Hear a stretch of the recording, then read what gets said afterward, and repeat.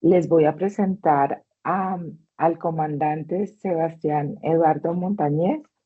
Él muy amablemente quiso colaborar con nosotros. Él lleva 2 años como oficial de la Fuerza Aérea Colombiana, es ingeniero de profesión, tiene 10 años de experiencia en ciberseguridad y actualmente trabaja en el Ministerio de Defensa Nacional como coordinador del Grupo de Servicios Proactivos. Es ingeniero electrónico de la Universidad Distrital y magíster en ciberseguridad de la Escuela Superior de Guerra. Entonces, Sebastián, pues estamos listos para escucharte y de nuevo muchísimas gracias por acompañarnos. Ingeniera, buenos días. Buenos días para todo el auditorio. Mucho gusto. Ahora sí me presento formalmente. Un placer estar aquí con ustedes. Capitán Montañez Márquez Sebastián Eduardo, como bien decía la ingeniera oficial de la Fuerza Aérea Colombiana. Mi línea base es la ingeniería electrónica. Soy egresado de la Universidad Distrital Francisco José de Caldas. Tengo una maestría en ciberseguridad y ciberdefensa de la Escuela Superior de Guerra. Y bueno, y primero que todo, pues agradecer a la invitación a la ingeniera, a todo el comité organizador de este cuarto simposio de gestión de datos, a la Escuela Colombiana de Ingeniería por haber confiado en nosotros para apoyarlos en este evento. Un saludo cordial también de parte de mi mayor Luis Carlos Herrera Velázquez, mi jefe directo y el jefe de la Oficina de Respuesta a Incidentes Cibernéticos, el CECIR, del sector defensa, el Ministerio de Defensa Nacional.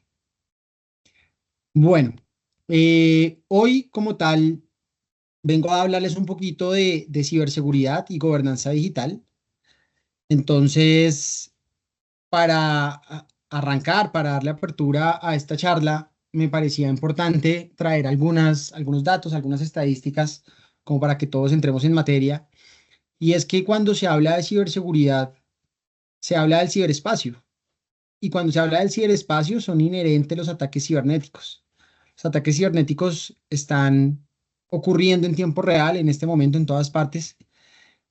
Y por ejemplo, tenemos como cifra que América Latina sufrió 360.000 millones de intentos de ciberataque en el 2022.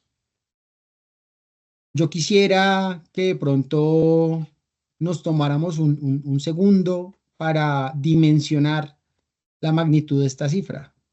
360.000 millones de ciberataques. Eso prácticamente es como si fueran 1.000 millones de ataques diarios.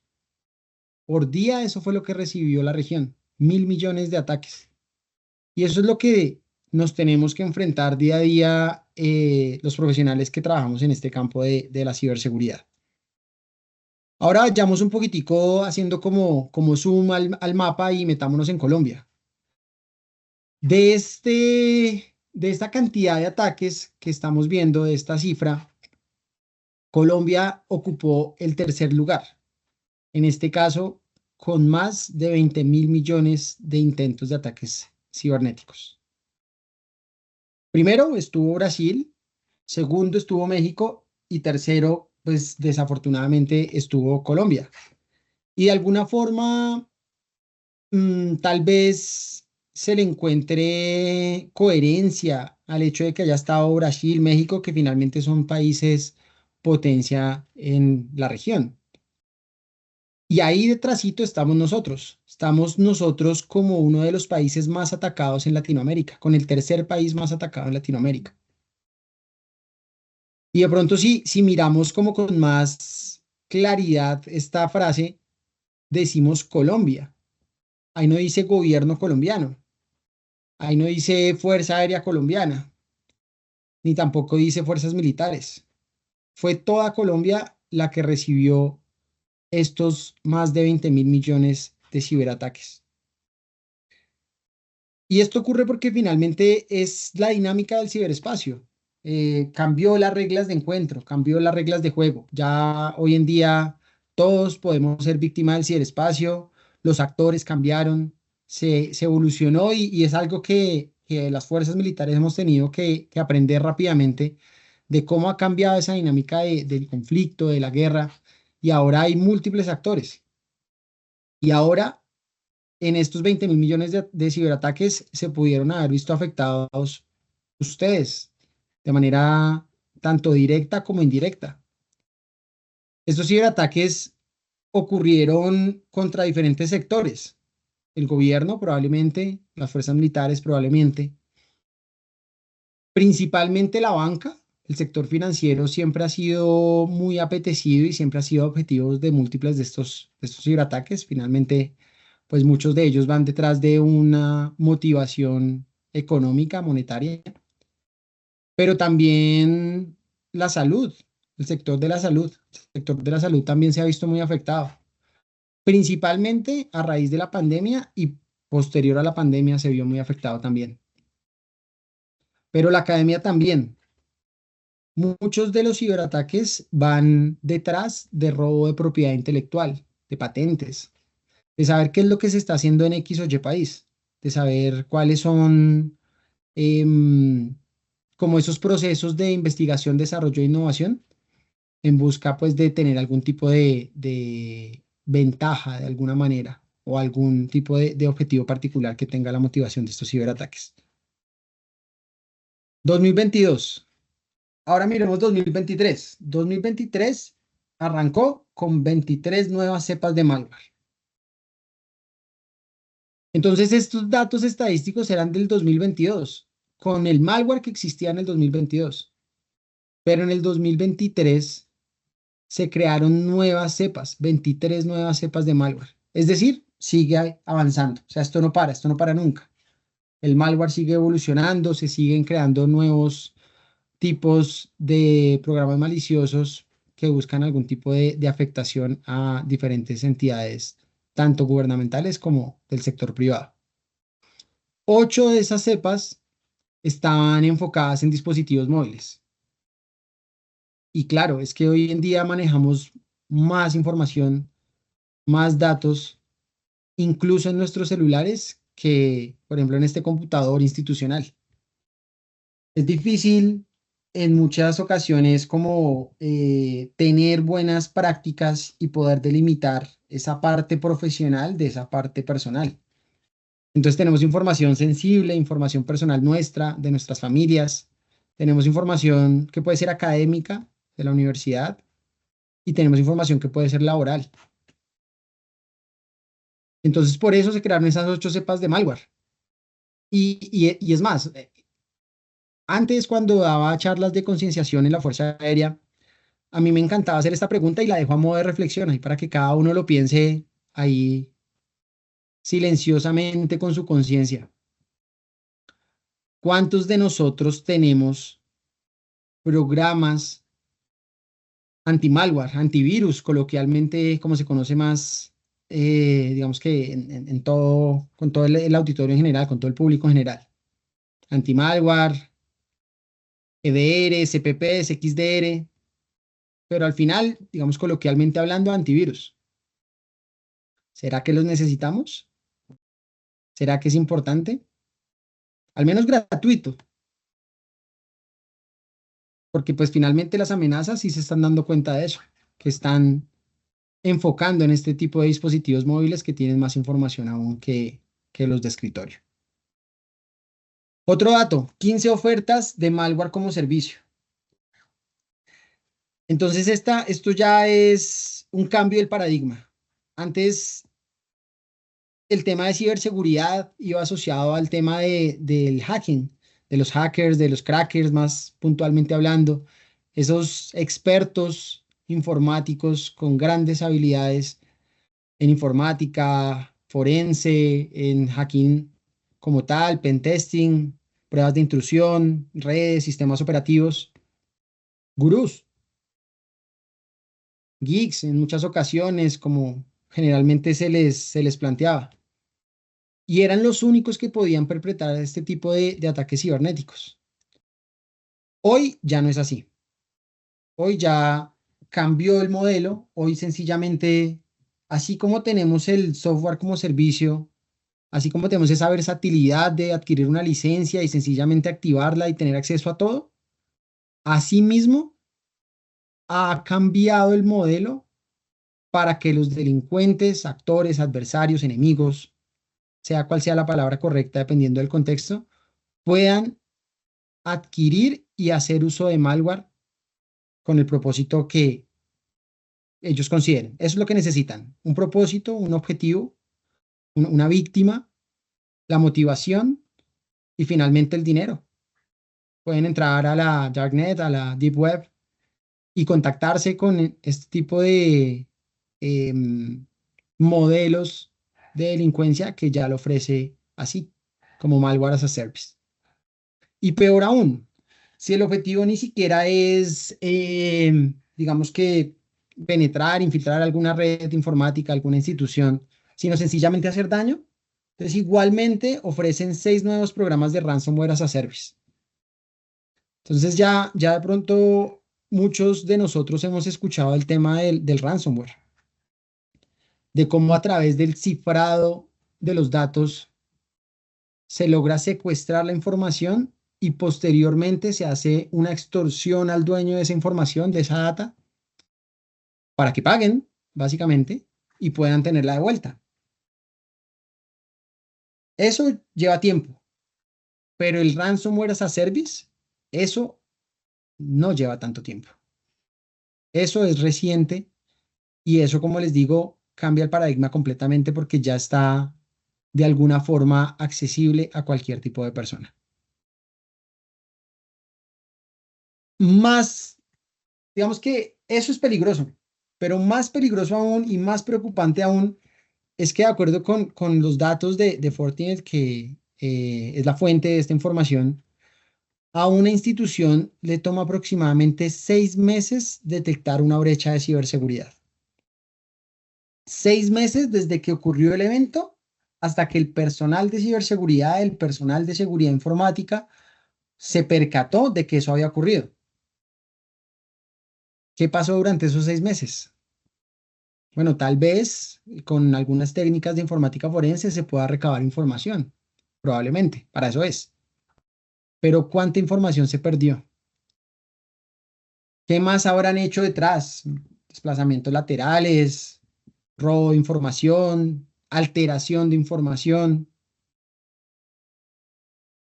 Todo eso pudo haber ocurrido en esos 6 meses.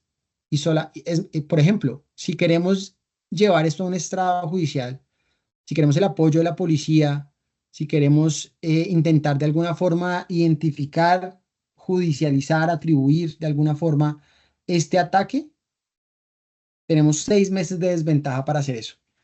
¿Cuánto habrá cambiado la información de ese equipo final en el cual ocurrió ese ataque inicial durante esos 6 meses? 30.000 nuevas vulnerabilidades en todas las industrias se publicaron en el 2023. Esto es lo que estamos hablando, esto no para, esto sencillamente continúa. Todos los años y todo el tiempo se están generando nuevos productos tecnológicos. Y esta tecnología, estos programas, estos desarrollos tienen vulnerabilidades. Y tienen vulnerabilidades porque sus desarrolladores somos humanos y los humanos nos equivocamos. Claro, ahorita hay apoyo de otras tecnologías, de la inteligencia artificial. Están todos estos modelos, versiones, colores, sabores, por ejemplo, de Copilot, que ayudan al público final o ayudan a desarrolladores. Pero la herramienta es eso. La inteligencia artificial es una herramienta. Finalmente depende de ese desarrollador cómo la utilice. Depende de él que le dé un enfoque de seguridad a su programa, que desde un principio se mantenga como un programa de SecDevOps, de seguridad en el desarrollo, de operaciones de seguridad, desde el mismo desarrollo del programa. Pero estas cifras claramente muestran que no es así. 30.000 nuevas vulnerabilidades en todas las industrias, un aumento del 17% con el año anterior.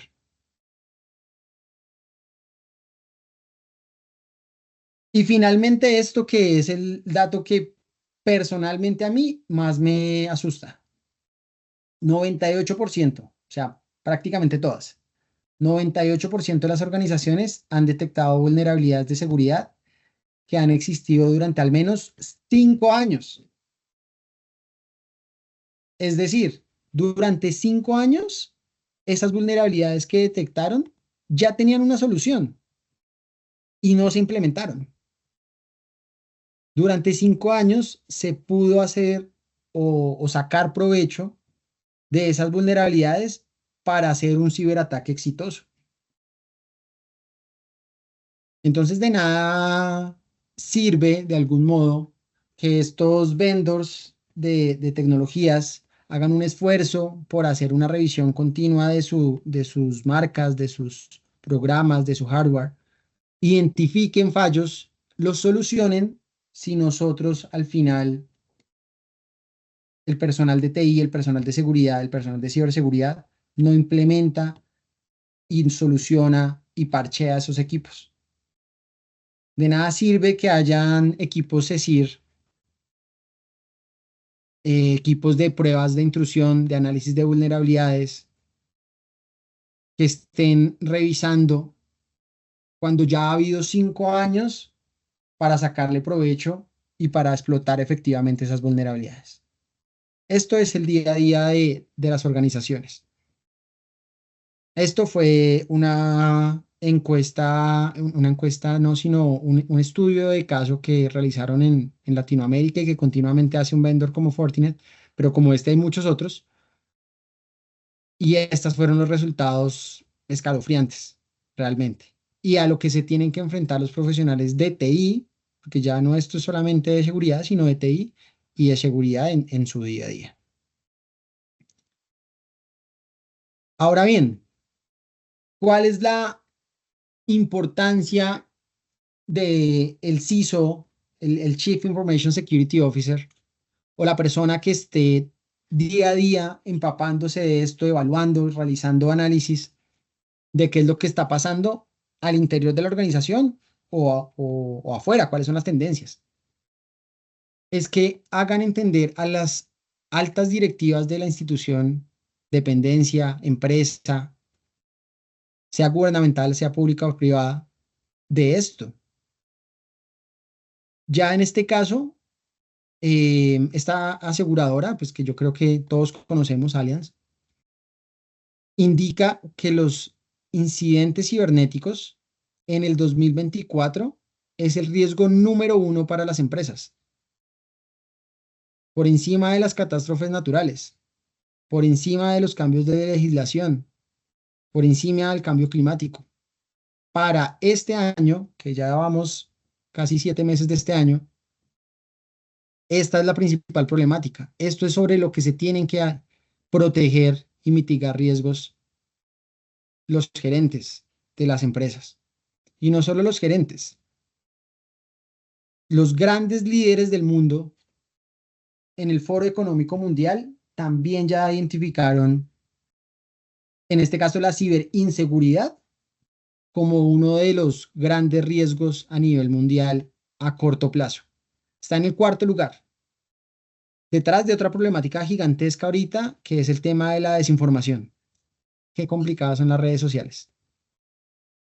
Ahí detrás de extremos eventos climatológicos y de esa polarización mundial que existe hoy en día, está la ciberseguridad. Y a largo plazo sigue estando la ciberseguridad. A 10 años va a estar en un octavo lugar, de acuerdo pues a esos pronósticos que manejan en el Foro Económico Mundial, identificando que va a seguir vigente y que va a seguir latente ese riesgo. Vamos a tener que solucionar otros temas, principalmente medioambientales, pero ahí el tema de la tecnología y el tema del ciberespacio, el tema de la data, va a seguir estando muy latente, generando riesgos en todas partes del mundo. Bueno, y entonces, si eso es lo que hay, si eso es lo que existe a nivel mundial, ¿qué es lo que hemos hecho aquí en Colombia? Por eso era que la charla la titulaba de ciberseguridad y gobernanza digital, porque quisiera que supieran es qué hacemos si nos llega a ocurrir, a dónde levantamos la mano, a quién acudimos, qué capacidades tenemos. Colombia fue pionero regional en temas de ciberseguridad y ciberdefensa. En el año 2011, el 14 de julio de 2011, publicó como tal el primer COMPES en esta materia, COMPES 3701, Lineamientos de Política para la Ciberseguridad y Ciberdefensa. Y por primera vez se creó la institucionalidad necesaria para hacerle frente a estas amenazas. En el transcurso de la charla les voy a estar hablando de esta institucionalidad. Pero no se quedó ahí. 11 de abril de 2016 nos dimos cuenta que había que hacer un cambio, ya no en la institución, porque gracias a Dios ya existía, sino en la metodología. Entonces, finalmente, los incidentes cibernéticos son una realidad. En algún momento va a haber un incidente cibernético.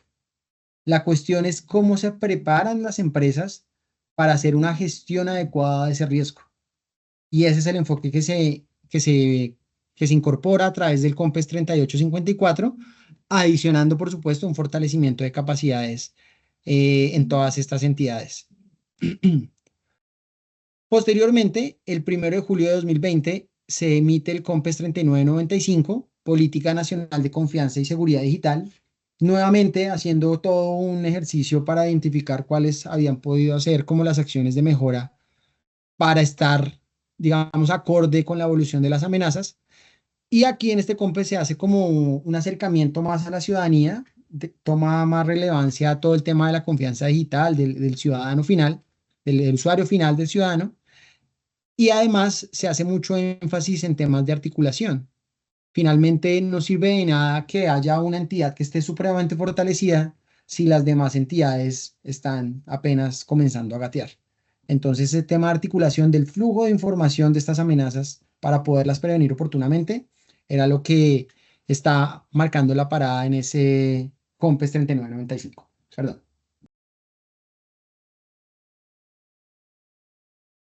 Bueno, sin embargo, todo esto también tiene que actualizarse. Entonces se hizo un ejercicio en cabeza del Departamento Nacional de Planeación que quería hacer un análisis, digamos que 360, de cuáles eran las capacidades reales que se tenían en temas de ciberseguridad y ciberdefensa, porque como les decía, los ataques cibernéticos siguen ocurriendo. Algunos son materializados, otros no. Algunos son correctamente mitigados, otros no.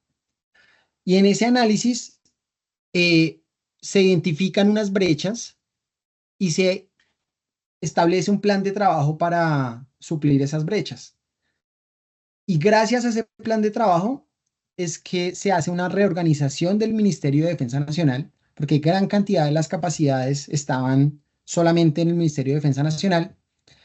Y en esa reorganización, con el decreto 1874, nace mi oficina,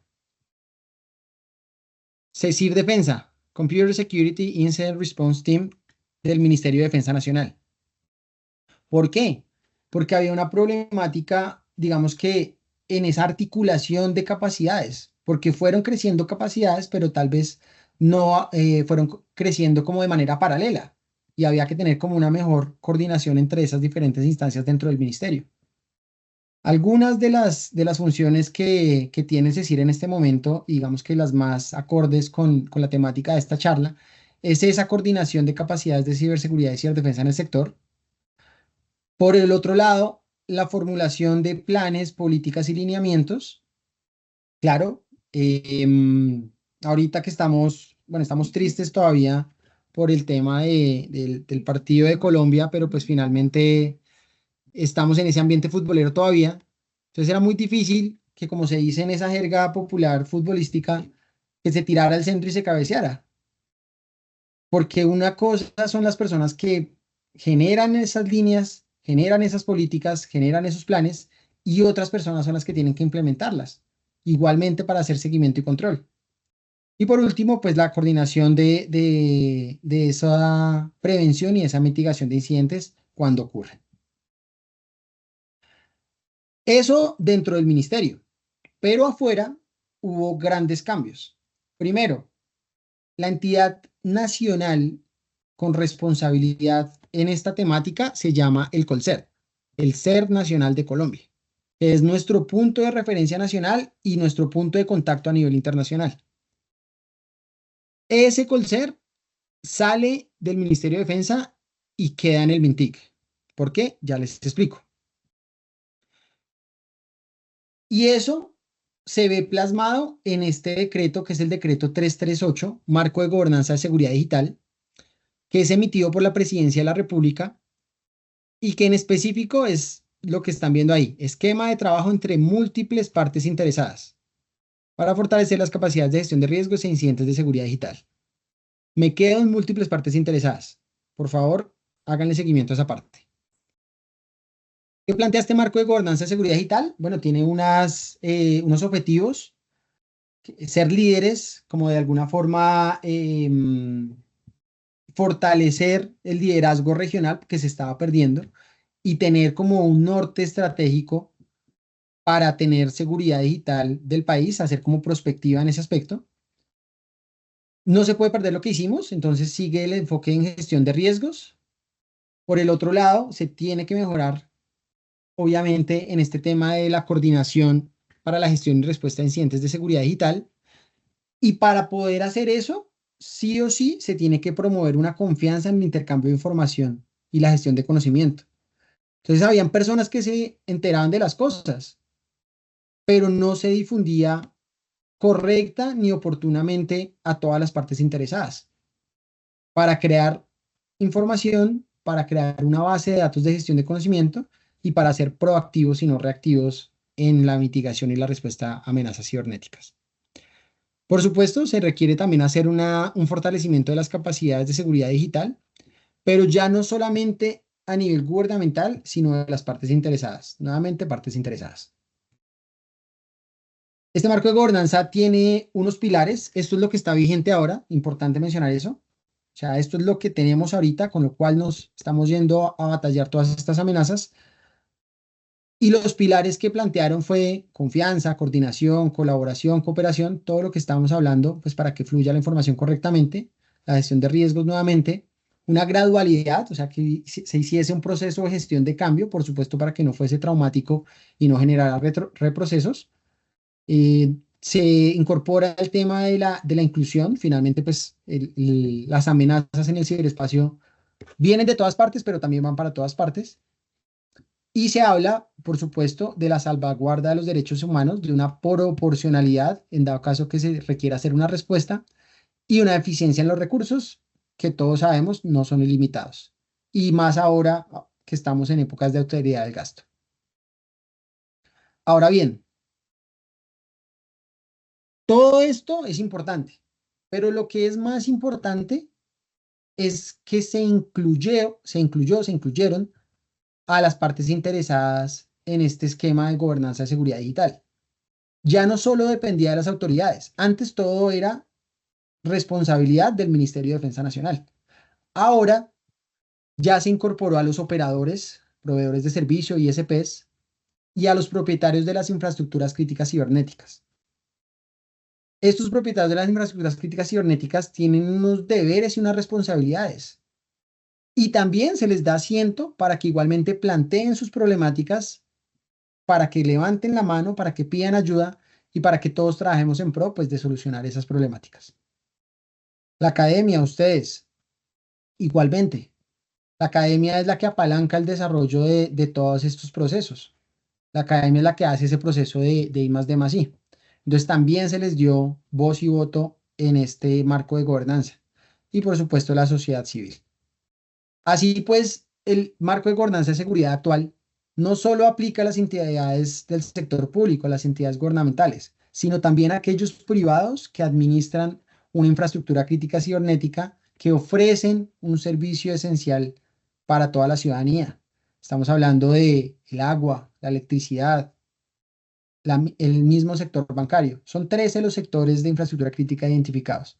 Entonces ya esos 13 sectores tienen una mesa, tienen voz, tienen una silla en esa mesa, tienen voz y voto para poder participar del desarrollo y de la perspectiva de la gobernanza de seguridad digital en Colombia. ¿Cómo funciona? Como lo están viendo ustedes ahí. Entonces, se le dio de alguna forma esa jerarquía para que dependiera directamente de la Presidencia de la República. El nivel más alto es la Coordinación Nacional de Seguridad Digital, que depende directamente de la Presidencia de la República con el Alto Consejero Presidencial para la Transformación Digital, y son ellos los que están encargados de establecer la estrategia del país. Decía un profesor mío, Andrés Almanza, un experto en esta materia, que hoy estamos solucionando lo que no planeamos en el pasado, pero ese no tiene que ser nuestro trabajo.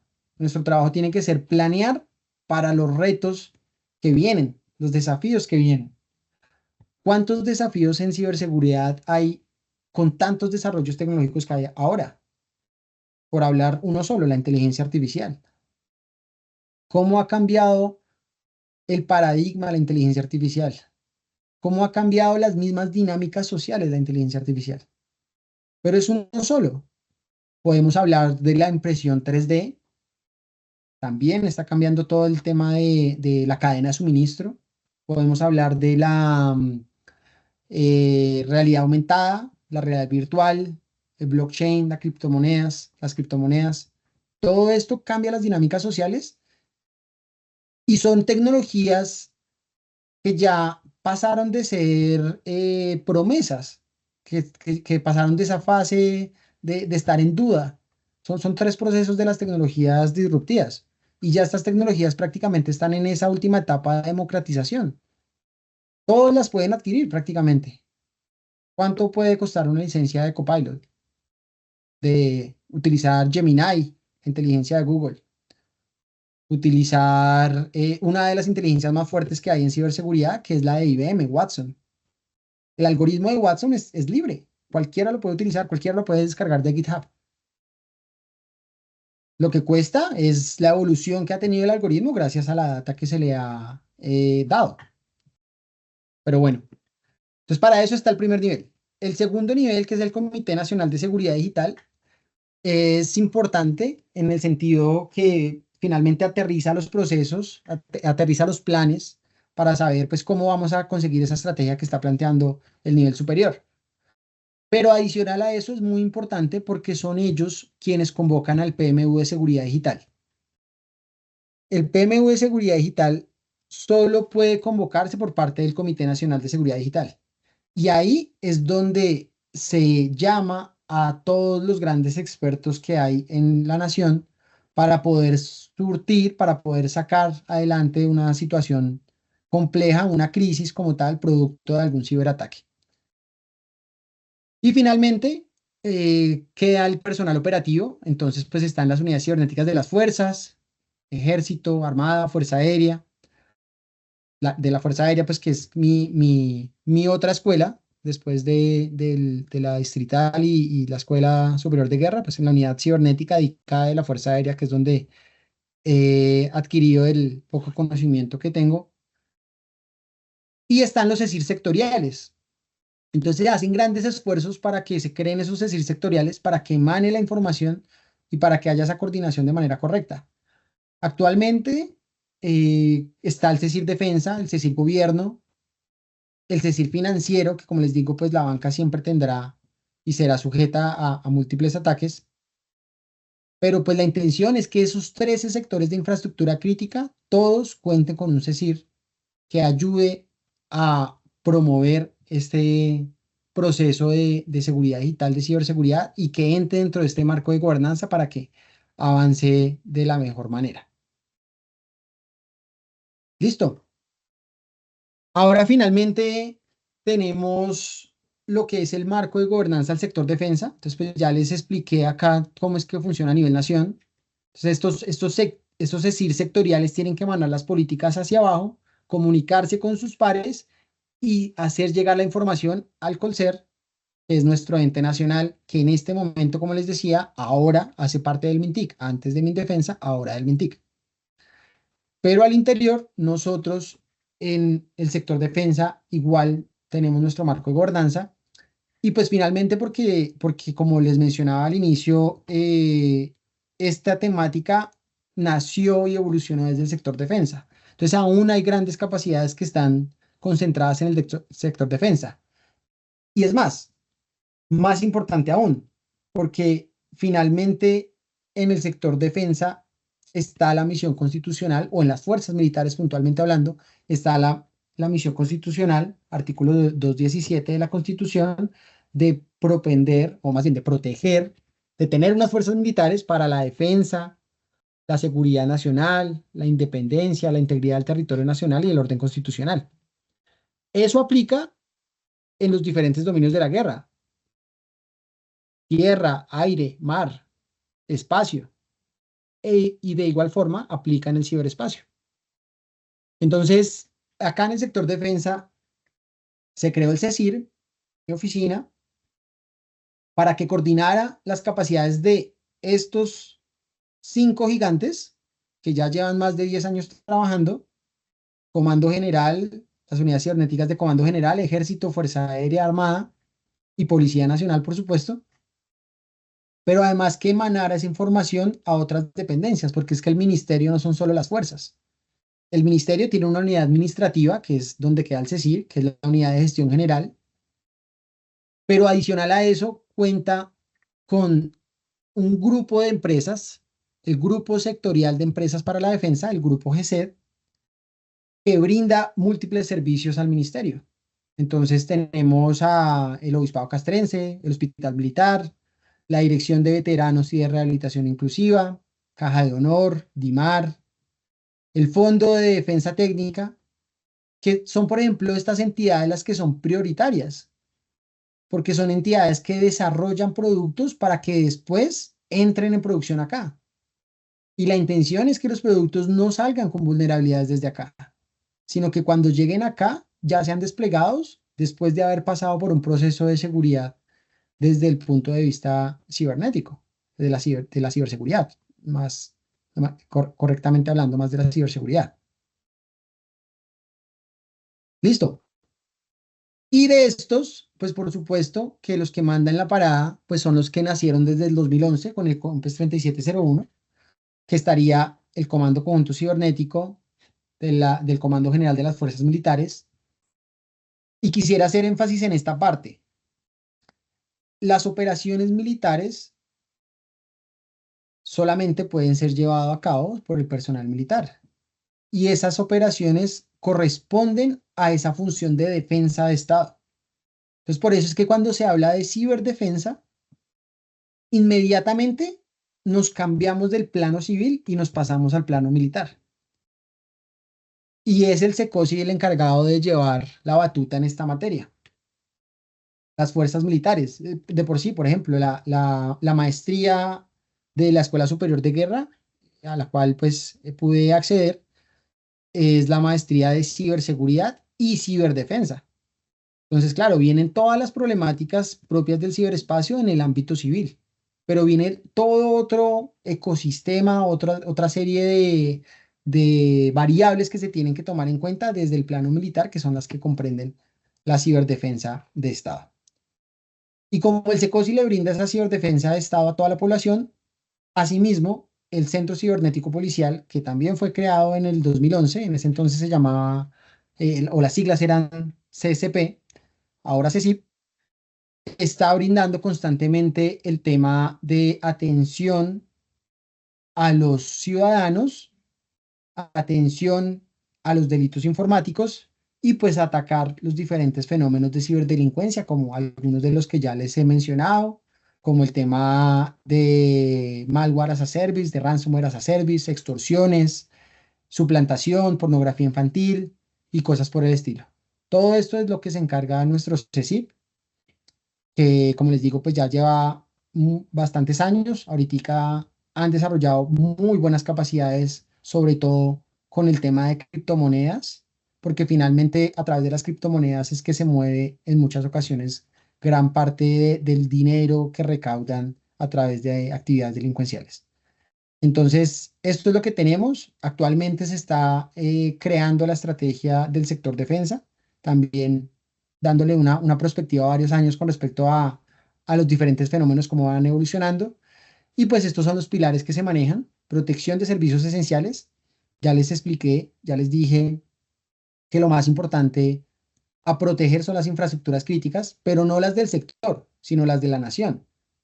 Entonces, de alguna forma, desde el Ministerio de Defensa se apoya la protección de esos servicios esenciales, de esas infraestructuras críticas, a través de ese marco de gobernanza que ya vimos, el decreto 338. Se hace gran énfasis en la prevención y gestión de incidentes cibernéticos, porque pues de nada sirve estar siempre reaccionando si realmente lo que tenemos que estar trabajando es para prevenir la ocurrencia, ser proactivos y no reactivos.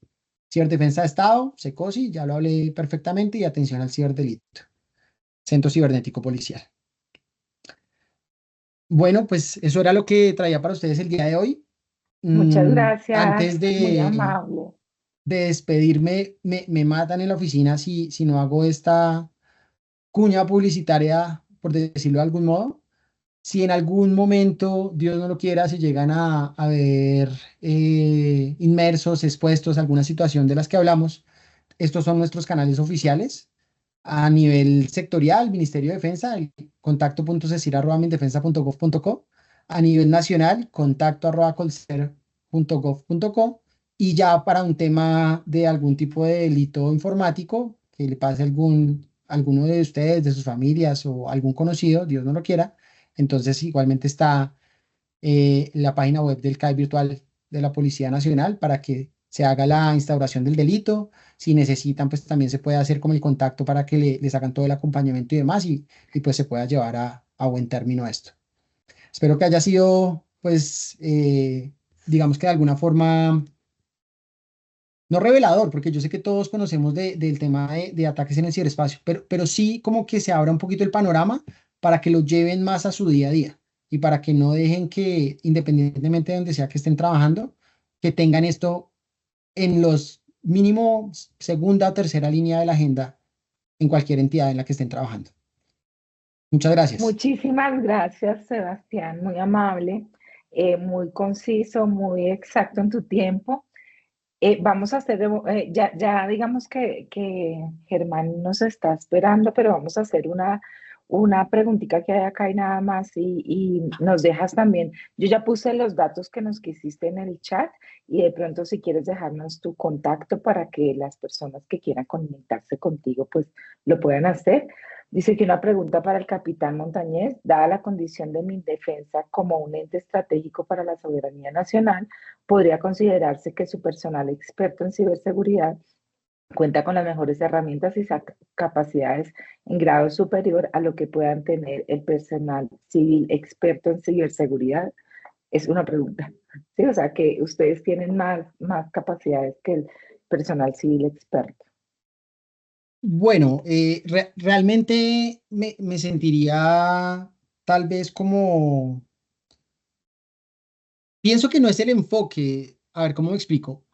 Ah, los que mandan la parada en temas de ciberseguridad, las grandes potencias, vamos, por ejemplo, Estados Unidos e Israel, lo que ha logrado es hacer una triada entre el gobierno, los privados, porque finalmente los privados son los dueños de la tecnología. Ahí están los expertos de la tecnología. Ellos Claro, sí son los que son claro. expertos.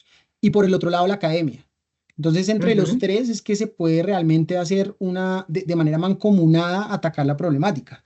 De pronto, más bien, nosotros podemos aportar significativamente desde las fuerzas militares, es con ese enfoque que tenemos ya Claro. de toda la doctrina militar en temas de ciberdefensa propiamente hablando. Pero no me atrevería a decir a que los grandes expertos están en las fuerzas militares. Los hay, por supuesto, yo lejos de ser uno de ellos, pero sí los hay, pero igualmente también en el sector privado hay Claro. grandes capacidades. Muchas gracias. Acá lo último que te pregunto son nuevos paradigmas y nuevos retos, dice alguien acá, te pregunta. Sí, sí, sí, pues yo creo que es lo que estamos mencionando. Las tecnologías disruptivas que en algún momento eran ciencia ficción, ya hoy son una realidad. Y más que Ujú. una nueva realidad, la convergencia tecnológica de esas tecnologías son las que cambian las dinámicas sociales. Y para eso es para lo que nos tenemos que preparar. Entonces, constantemente estamos en ese trabajo pues a través de analítica de datos, pero también de los procesos de I+D+I, y es donde en gran medida la academia puede ayudar. si mal no recuerdo, el 22 de agosto, por ejemplo, se hace el estreno, pues, el despliegue del Hub de Innovación del Ministerio de Defensa Nacional. Bienvenidos para que nos acompañen. Eso va a Súper ser en Corferias interesante. y es precisamente para hacer esas investigaciones asociadas a todo este tipo de nuevos retos y desafíos que se presentan en el día a día. Muchísimas gracias por la invitación y como las conclusiones de todo nuestro simposio han sido esas, ¿no? Como trabajar todos en equipo para efectivamente poder resolver esas problemáticas que tenemos como sociedad, porque no es del gobierno, ni del Estado, ni de la academia, sino de todos. Entonces, pues Claro que muy, sí. muy alentador tu idea y tu visión de saber que tenemos que trabajar conjuntamente. Muchísimas gracias y esperamos allá acompañarlos en el evento. Nos cuentas y nos invitas. Muy amable. Claro que sí, con muchísimo gusto, bienvenidos. Y Bueno, nuevamente muchas bueno, gracias por la invitación, a su disposición. muchísimas gracias. Muy amable.